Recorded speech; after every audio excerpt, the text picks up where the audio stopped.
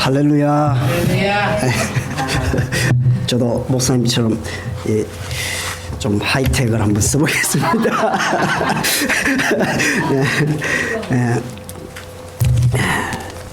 자, 목사님께서 저를 또 12월 첫째 주 특별히 하나님께서 우리 성탄 시즌이죠.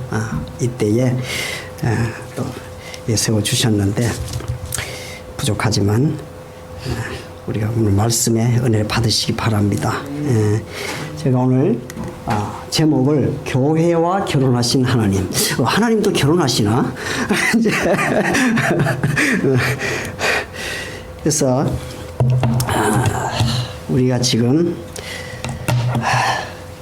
우리 목사님께서 기도하실 때에 이번에 그 이태원이죠. 그 참사, 그 젊은 참 생명들이 한순간에 150명 이상 그것을 볼 때에 그것이 참 이 문화가 이 사탄에게 이렇게 잡히면은 얼마나 이 젊은이들을 우리는 뭐 이 문제를 가지고 뭐 누가 잘못했느니 뭐 그 경찰이 잘못했다 뭐 정치에 여러 가지 있을 수 있지만은 정말 우리 믿는 자로서 하나님 앞에 기도할 때에 정말 교회와 특히 목회자 우리 믿는 자들이 책임이 많아요. 우리 자녀들이 안 가서 참 다행이다 이렇게 넘어갈 수 있는 문제가 아니고 사실 이 할로윈이라는 것은 이 마귀 귀신 장난이잖아요. 이 젊은이들이 이 문화라는 것을 가지고 카스튬, 뭐 저희 애들도 마찬가지로 할로윈만 되면은 막 이상한 카스튬 그걸 만들어 가지고 입고 나가서 그거를 어떤 뭐 교회에서는 뭐 홀리데이라 그래서 막 이렇게 또 하기도 하지만은 그 날이 바로 마틴 루터가 종교개혁한 날이에요. 그 기념하는 날에 그거는 다 묻혀버리고 하여튼 이런 것으로 말리더라. 이 성탄도 마찬가지예요. 성탄 그러면은 우리는 뭐가 생각납니까? 애들한테 물으면은 다 산타 할아버지하고 루돌프 코만 생각나. 이 성탄이라는 게 예수님의 탄생, 이 땅에 오신 것은 죄에서 구원하시려고 예수님께서 이 땅에 오신 그 생신을 축하하는 날인데 그것이 산타와 루돌프 코에 그냥 다 묻혀버려가지고 이 장사꾼들의 잔치가 되는 이런 문화가 있다는 거죠. 그래서 오늘은 이사야서 말씀과 특히 마태복음 말씀을 통해서 하나님께서 천지를 창조하실 때에 최초로 우리에게 창조하고 난 뒤에 첫 기관이라 그럴까요? 조직이라 그럴까요? 만드신 게 뭡니까? 가정입니다. 가정이 참으로 형성된 것이 얼마나 중요한 것인가. 그래서 이 하나님께서 땅에 충만하라고 그랬는데 뭐 그냥 복제 인간을 만들어 가지고 쫙 그냥 공장에서 막 돌려내듯이 충만하게 만들어 버리면은 하나님께 영광이 되실 건데 왜 굳이 이 복잡한 결혼이라는 걸 만들어 가지고 그래서 자녀들을 낳게 하고 이래서 참 계대가 이룰 수 있도록 그렇게 하셨는가? 우리는 이 결혼의 지금 그 문화라 그럴까요? 그 컬처가 지금 굉장히 왜곡이 되고 우리 젊은이들한테 결혼이란 무엇인가? 저는 처음 결혼할 때 저희 장인어른이 저한테 시험 20문제를 냈어요. 처음에는 막 반대하시다가 뭐 보니까 사기꾼 같은 근데 예수님 안 믿었으니까 보니까 우리는 믿음으로 결혼한다. 믿음이 뭔지도 모르는 분한테 가서 믿음으로 결혼한다니까. 아니 자기 딸은 뭐 직장도 번듯하고 좋은데 이 폰이 어디서 직장도 없다 그러고 뭐 교회에서 뭐 붙어가지고 빌붙어 있는 것 같기도 하고 복잡하니까 이제 오라고 시험 문제를 20문제. 다른 문제는 내가 좀 기억이 없는데 첫 문제가 뭐냐? 결혼이란 무엇인가? 아니 결혼이란 무엇인가 생각을 해봤었어야 되지. 결혼이란 무엇인가? 그러니까 이거 뭐라고 써야 되나? 뭐 포기를 할까? 그러고 있는 중에 우리 장모님이 오셔, 야, 그럴싸한 거 써. 그냥. 그러면서 가르쳐 주시더라고요. 그게 뭐냐. 예. 옆에서 이제 결혼은 뭐 좋은 글만 쓰면은 우리 아버님이 좋아하신대. 좋은 글. 이분은 국가관도 분명하시고 또 6.25 전쟁에서 공도 세우시고 국가 유공자고 뭐 그래서 거기다가 지금 기억나는 게 뭐 국가의 한 구성 요소로서 남녀가 합하여서 뭐 사회에 뭘 하고 뭐 이제 좋은 글을 이제 쭉 써서 자녀를 낳고 키우며 뭐 또 국가에다 뭐 충성하며 막 이렇게 그런 글들을 이제 쭉 써 그걸 합격을 했어요. 근데 그 시험 문제가 어디 있는지 모르겠어요, 지금. 어쨌든 이 결혼에 대해서 우리가 분명한 관을 뭐 물론 다 아시지만은 성경 말씀을 통해서 결혼이란 무엇인가 그거를 이해할 때만이 오늘 이 본문 말씀 이해가 가요. 처음 이 아담과 하와를 짝을 지어주시면서 하나님께서 하신 말씀이 우리 창세기 2장 너무 잘 아는 말씀입니다. 창세기 2장 25절 말씀입니다. 자, 보시면은 제가 읽어드리겠습니다. 24절 말씀. 이러므로 남자가 부모를 떠나 그 아내와 연합하여 둘이 한 몸을 이룰지다. 여기서 부모를 떠나. 우리는 부모를 떠난다 그러니 불효자식이요. 이 동양 세계에서는 부모를 잘 공경하고 효도를 해야지. 우리 저 목사님 한 분은 효사랑 그것을 지금 열심히 지금 그거를 해서 하시는 김현찬 목사님이라고 하고 계신데, 효는 부모를 떠나지 않으면은 효가 안 된다는 걸 성경에서 말씀하고 있어요. 그냥 부모를 무시하고 그냥 버려버리라 그런 뜻이 아니고 분명하게 부모를 떠나라. 첫째는 떠나야 돼요. 결혼은. 두 번째는 아내와 연합하라. 아내도 부모도 떠나야 되고 남편도 처녀 총각이 다 부모를 떠나서 연합을 해. 연합. 그리고 그 다음이 뭐예요? 한 몸을 이룰지니라. 이것이 결혼이에요. 결혼.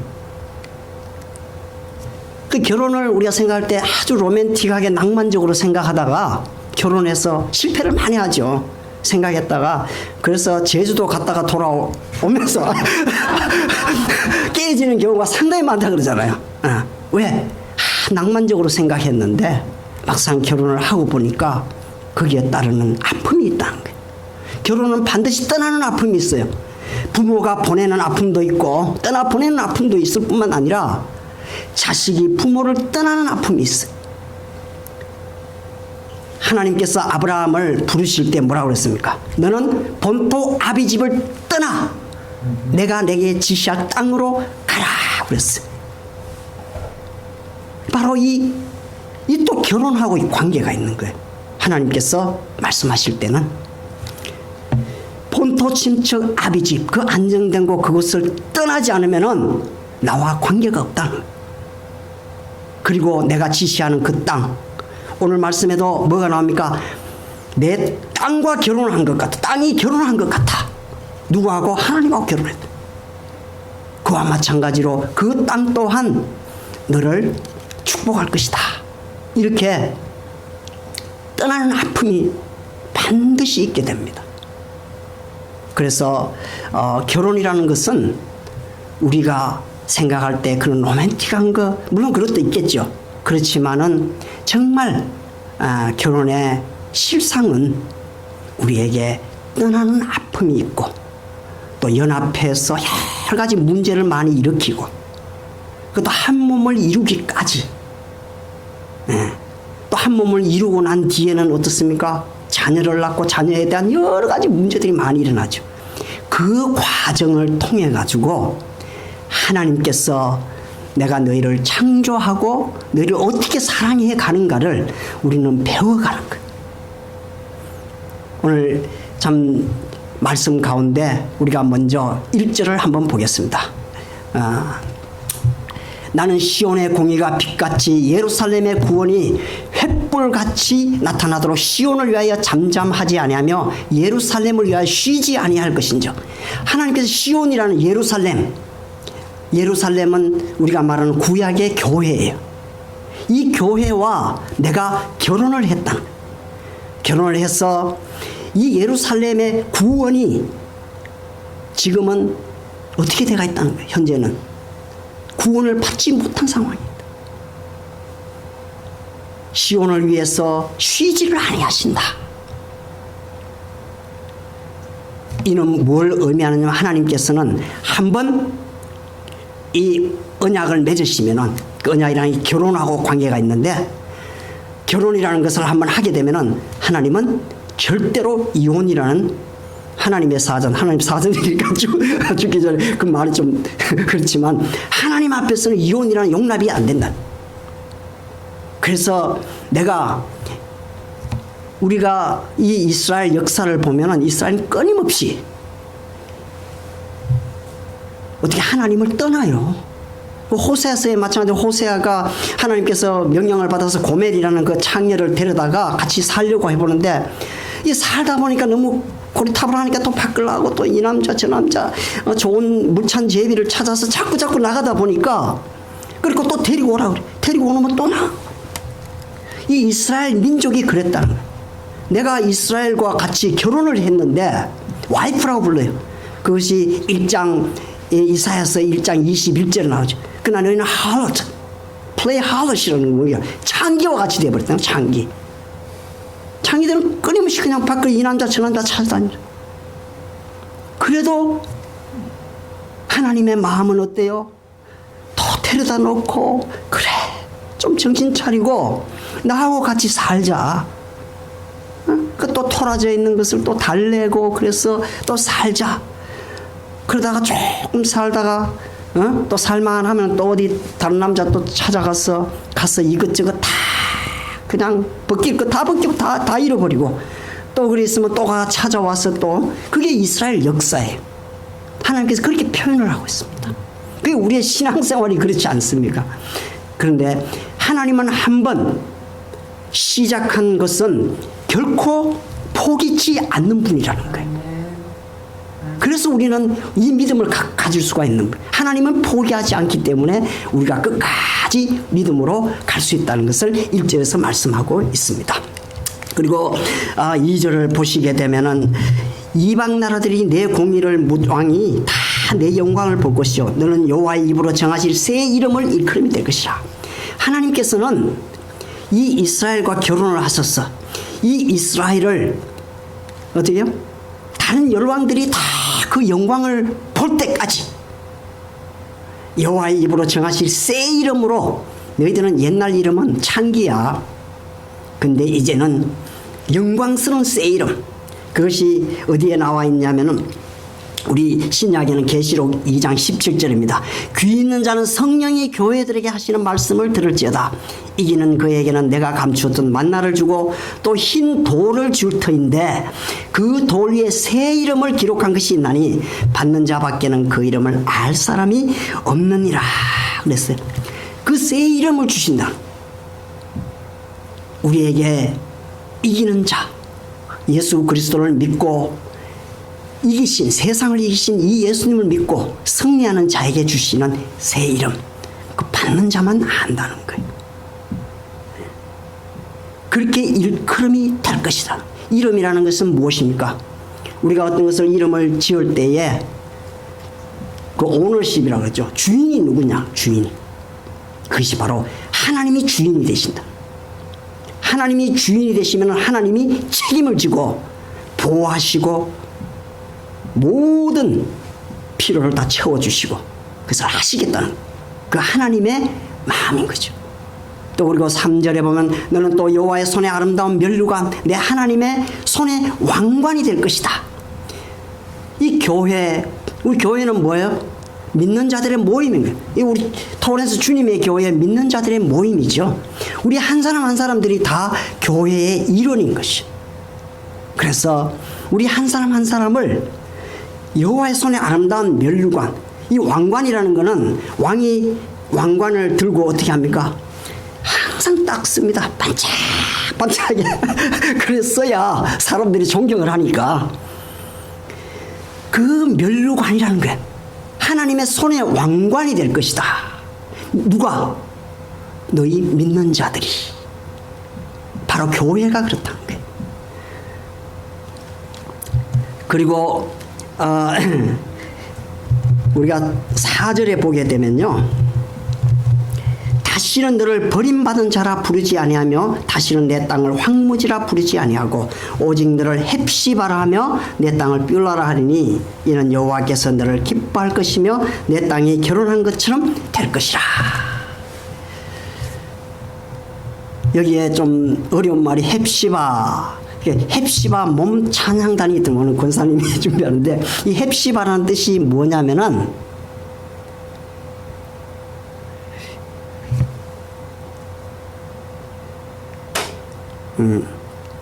그러니까 헵시바는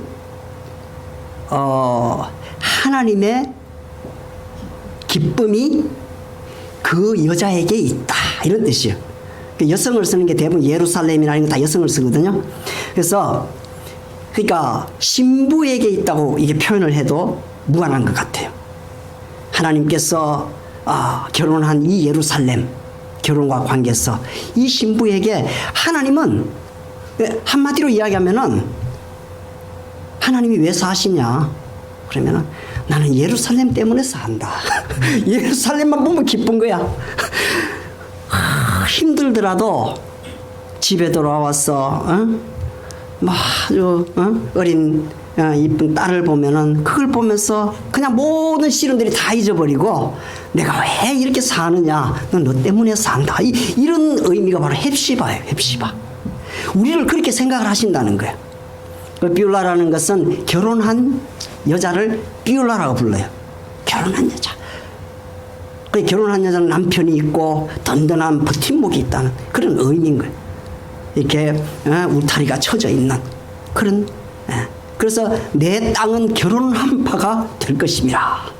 우리 땅이라는 건 항상 우리가 거처하는 곳이잖아요. 안전한 곳. 그 땅은 바로 결혼한 것처럼 그냥 고아와 과부와 뭐 그냥 버려진 어떤 그런 것이 아니라 그것이 바로 다 이미 우리가 보호 아래, 하나님 보호 아래 있다는 것을 이렇게 원색적으로 표현하는 거예요.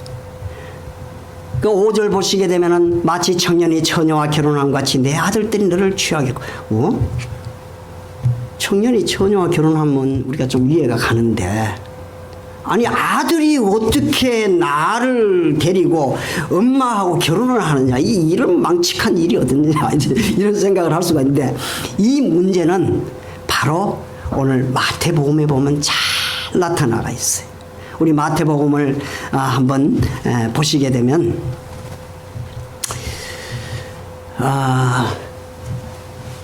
예수 그리스도의 나심은 이러하다. 예수님께서 처음으로 이 공생애를 시작하실 때 쓴 말씀이 오늘 62장을 보셨는데 61장의 말씀이 나와요.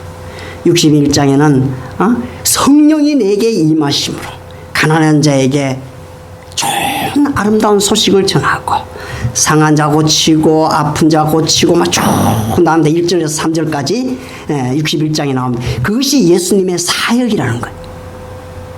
그 예수님께서는 이 탄생이 오늘 특별하게 모친 마리아에게, 그러니까 예수님의 탄생을 마태복음과 누가복음에 이렇게 적혀 있어요. 근데 누가복음은 마리아 중심으로 이렇게 나와요. 그런데 마태복음은 특별히 요셉, 그 남편 중심으로 이렇게 나와요. 그런 측면에서 볼 때에 그 정혼을 했다는 것은 결혼하고 마찬가지입니다. 그때는 이 유대 사회에서 정혼을 하게 되면은 한 1년 정도 떨어져 있으면서 결혼한 것과 똑같은 법적 그런 권리를 가져요.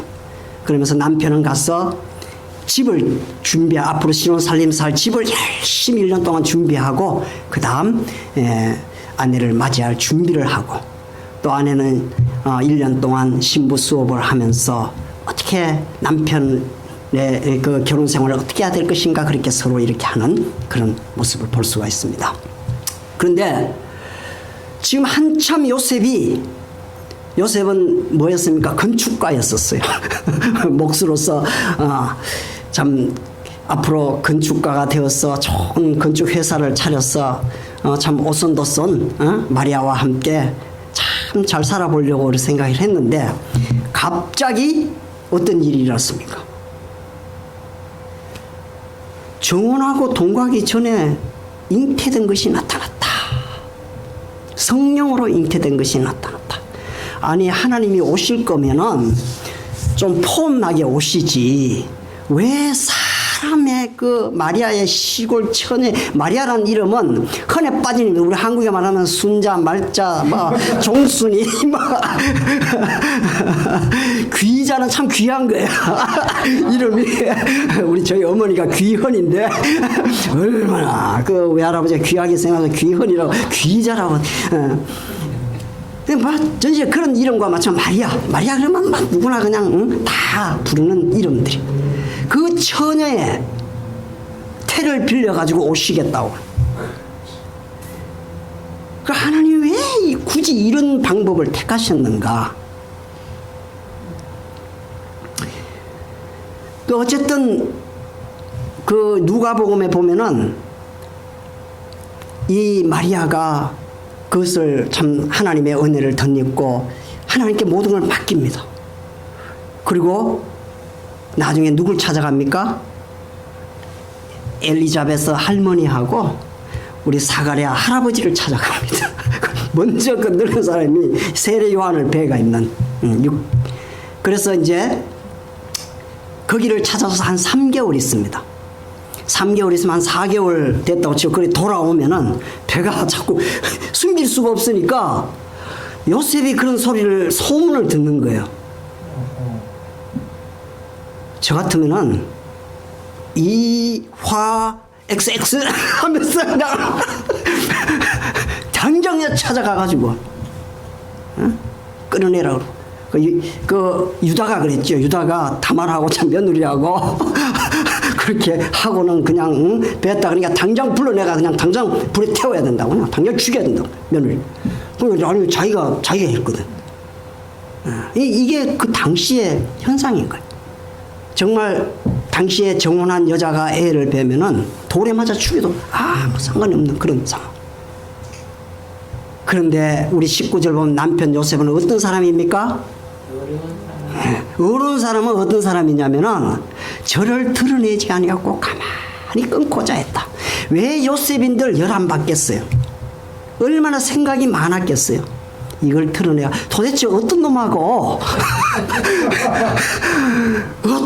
그런 일이 벌어졌는데 얼마나 고민이 많았겠어요. 그런데 어려운 사람이다. 어려운 사람은 정말 그 약자 그런 그래 어떤 나보다는 더 좋은 사람 만났겠지. 또 하나님 앞에 기도하고 또 기도하고 하나님이 이 무슨 나한테 이런 시련입니까? 실제로 시련이거든요. 이 결혼은 이렇게 로맨틱하지 않다니까 하나님께서 주시는 결혼은 이렇게 로맨틱하지가 않다. 이런 어려움이 있다. 그래서 저를 드러내지 아니하고 가만히 떠벌리지 아니하고 끊고자 했습니다. 삼손 같은 경우는 자기 와이프 남 줬다니까 어떻게 됐어요? 당장 쫓아가가지고 그냥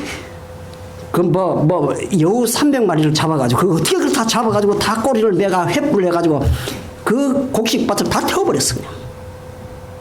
그게 분노. 그런데 어려운 사람 남편 요셉은 저를 드러내려 하지 아니하고 가만히 끊고 이 심판은 하나님께 맡기고 그러는 중에 주의 사자가 현몽하여 나타났습니다.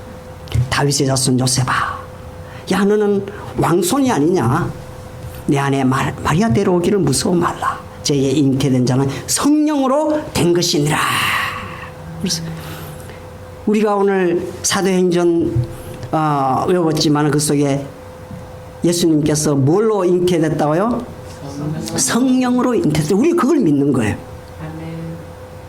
처녀가 애를 뵀는데 아니 땡꿀떡에 연기 나랴 하면서 이제 그런 생각이 얼마든지 될 수, 이거는 도저히 이해가 될 수 없는 그런 사건이지만은 성령으로 잉태된 것을 말씀하고 있는 거예요. 그래서 우리 믿는 자들 결혼 생활 모든 것은 다 성령의 역사인 것을 믿으시기 바랍니다. 우리가 지금 모세가 자녀가 없어서 지금 손주를 보고 싶어 그러는데 성령으로 생명은 다 성령의 역사니까 반드시 후손을 주실 줄 믿습니다. 그 믿음으로 끝까지 감당할 때 정말 이 시대에 정말 세례 요한과 같고 또 사도 바울과 같은 그런 믿음의 후손을 주실 줄 믿습니다. 그러니까 오늘 저희가 이 말씀을 한 것은 뭐냐면 하나님께서는 이 이스라엘과 결혼한 것처럼 말씀하시지만 사실 우리가 천국 가면 결혼 없어요. 그 결혼이시면 그게 축복이에요, 저주지. 거기는 남자도 없고 여자도 없고 모두 다 하나님 앞에서 거룩한 뭐 조금 피곤하면 저는 뭐 또 생겨요. 우리 전도사님 이 잘생기는 사람들은 보면 좀 일을 과하게 해. 자기 몸이 그보다 좀 여기 뭐 생기고 여도 생기고 이런 몸이 아니라 완전히 쌤빼이 새 몸을 우리에게 주시. 다시 아픈 것도 없고 아무리 일을 열심히 해도 이런 것도 안 나고 코비드도 안 걸리고 그런 몸을 주시겠다고 약속을 하신 거예요. 그게 우리 예수님께서 부활하신 그 몸으로 가신 그 몸을 우리에게 주시겠다. 바로 천국에는 그런 곳입니다. 그 곳을 우리가 사모하시기 바랍니다. 아멘. 네. 오늘 어쨌든 이 결혼을 말씀하시는 건요, 바로 하나님의 마음을 표현하려고. 이 교회를 향한 하나님의 마음. 내 너희하고 결혼했다. 결혼했지만은 나는 이혼은 용납되지 않는다. 네가 싫다고 나가더라도 이혼은 용납되지 않아. 그래서 끝까지 너를 나의 신부요 아름다운 광채가 나기까지. 구두도 제가 좀 닦았는데 광채가 반짝반짝 그걸 한번 보여주시기 바랍니다. 예. 이 광채가 나기까지 그 4절 한번 보여주세요. 예. 사실 너는 버려온 자라. 이건 이혼한 거하고 똑같거든요. 근데 이스라엘은 우리 언제 이혼했습니까? 우리 성전 예배도 당시에 이사야 시대 때는 이 일이 나중에 100년 후에 일어난 일들이지만은 그 당시에는 예배가 잘 됐어요. 11조도 잘하고 열심히 갔다가 금식도 잘하고. 그래서 하나님께서는 그런 거 내가 막 아주 진저리가 난다고. 진저리가. 그럼 그 하나님의 마음을 모르고 그냥 형식적으로 그냥 와가지고 그냥 막 이런 그런 마음이 아니고 너희는 정말 나를 사랑하고 나를 경외하고 나와 함께 살자. 좀 나하고 같이 살자. 그 신랑이 큰 뭐 뾰루퉁에 있는 뭐 마음 변해가지고 있는 그런 신부한테 그래 나하고 살자. 이 마음에 이 하나님이 얼마나 참 이 마음을 우리는 깨달아야 되는. 이걸 우리가 깨달을 때에 이게 너한테 복인데 왜 그러냐? 왜 엉뚱한데 제비 따라가가지고 돈 다 뺏기고 온갖 그 뭐 다 해줄 것 같은데 나중에 보니까 다 하나님 나한테 오면은 나한테 모든 것이 다 있지 않느냐? 그게 바로 하나님께서 청년이 처녀와 결혼같이 내 아들들이 너를 취하였고. 이는 뭐냐면 내 아들들이라는 것은 누구를 대표합니까? 예수님. 예수님이 마리아가 자기 어머니지만은 마리아를 신부와 같이 받아들인다는 거예요. 그래서 이게 이해가 될 수가 있는 거예요. 이것이 어떤 현재 뭐 아들과 엄마가 결혼을 했다. 이게 말도 안 되는. 바로 하나님께서 예수님은 우리 하나님의 본체십니다. 이 땅에 오셔가지고 거지같이 오셔서 거지같이. 왜? 거지 같은 우리하고 결혼하시려고. 아멘. 하늘나라의 그 보좌의 그 그걸 다 이 땅에 오셔가지고 우리의 모든 죄를 그 십자가에 우리를 괴롭히는 건요 경제 문제, 돈 문제, 뭐 정치 문제 뭐 이런 거 다 이야기하는데 우리의 가장 괴롭히는 문제가 뭐예요? 죄 문제, 죄 문제. 죄 때문에 그 죄.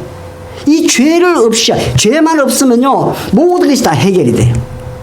그래서 이 죄에서 우리를 구원하시고자 이 땅에 오신 아기로 오신 예수님, 그 예수님을 깊이 영접하고 정말 풍성한 또 우리 목사님께서 더 좋은 성탄 메시지로 앞으로 계속 전해질 건데 이번 동안 이 풍성한 이런 성탄 예배를 누리는 그런 시즌이 될 수 있기를 우리 주님의 이름으로 축복합니다. 그리고 한 가지 더요. 우리가 이 결혼 이거를 참 정말 우리 자녀들에게 이 결혼관을 줘야 돼요. 전해줘야 돼요. 잘못된 결혼관을 이렇게 흘러 보내다면 저는 결혼이요 저 부모들이 하도 싸워가지고 결혼은 싸우는 건 줄 알았어. 그래서 결혼하고 맨날 싸워. 그게 잘못 배워서 그런 거지. 결혼은 그런 것이 아닌데 하나님께서 보는 그 부모를 떠나 연합하여서 한 몸을 이루어서 한 몸이 이루어야 자녀가 날 거 아니에요. 그래서 예수님도 탄생이 성령이 마리아와 한 몸이. 그래서 예수님께서도 우리에게 내가 끝날까지 너희를 떠나지 않겠다. 오늘 임마누엘이라는 말씀이 나오죠. 임마누엘이 뭐야? 너하고 함께 하겠다. 내 너하고 같이 살겠다. 그리고는 물론 성천하셨지만 지금 뭘 오셨습니까? 성령 하나님으로 우리한테 우리 곧 내재하고 계세요. 우리한테 같이 있으면 절대 떠나지도 아니하시고 함께 하시면서 끝까지 내 너하고 같이 살 거야. 아멘. 천국 갈 때까지 너하고 살 거야.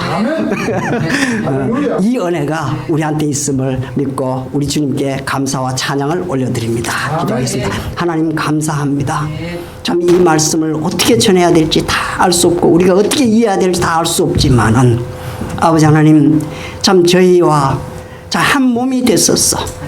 십자가에서 죽으시고 모든 죄를 다 사하실 뿐만 아니라 부활하셨어.